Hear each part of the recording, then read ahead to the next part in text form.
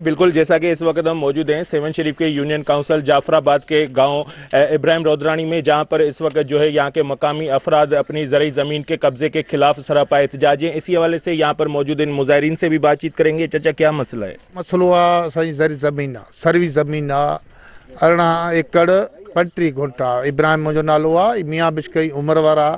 ये कब्ज़ा खवरी खो सॼी उमिरि हो भाउ मारिजी वियो अथनि, उहो बि वॾो गुंडो हो, रोज़ फोरू हो, 15-20 केस उन ते। 8 साल असांजे खाते खे थिया आहिनि ऐं खातो आबादी कंदा था अचूं।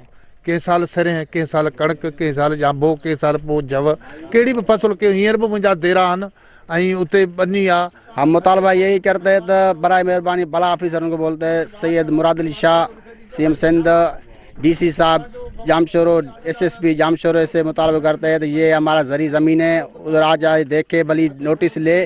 तो ये बताखोर है जिसका नाम है मोहम्मद उमर रोदरानी, मियाँ बिश्क रोदरानी, हयात रोदरानी, गुलाम सन रोदरानी, जिसके भाई है। ये बहुत दहशतगर्द है, गुंडा है, सारे को पता है। इधर डाकू है, इधर चोरियां करते हैं, बत्ते लेते हैं। अभी ये प्रेशर रख रहे हैं इसके अब्दुल मजीद बोजदार के ऊपर, तो हमारे को बता दे। मुझो नालो हाजी गुलाम मुस्तफ़ा है।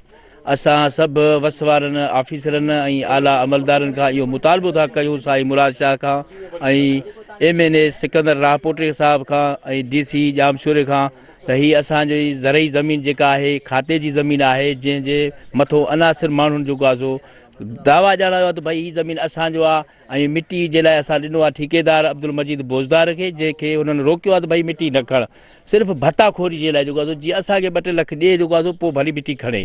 सो उन सां असांजो को ताल्लुक़ कोन्हे। जेको आहे महिरबानी करे वस वारनि ऑफिसरनि ऐं आला अमलदारनि खे असांजो इहो मुतालबो आहे त हिन मसइले ते गौर कनि ऐं जेको आहे सो जल्द ही जल्द इन जी तहकीकात कन। जैसा कि यहाँ पर मौजूद अपने मुजाहिरीन की बातें सुनी, उनका कहना है कि हमारे रोदरानी बिरादरी के कुछ बासर अफराद जो हमारे रिश्तेदारी हैं वो हमारी ज़रूरी ज़मीन पर जो है झूठा जो है दावा कर रहे हैं, और हमारी जो ज़मीन है वो 18 एकड़ से भी ज़ायद है, जो हमने यहाँ पर मंशर झील के रिंगबंद के तमीराती काम के लिए ठेकेदार को दी हुई है, लेकिन वो इस वक्त जो है ठेकेदार को हिरासा कर रहे हैं। हम वज़ीर आला सिंध और अल-औक़ाम से ज़िला इंतज़ामिया से मुतालबा करते हैं कि फिलफौर हमारा नोटिस लेकर हमारे साथ इंसाफ किया जाए। Cameraman team camera Majid Ali Qureshi, वैश्य न्यूज़ 7।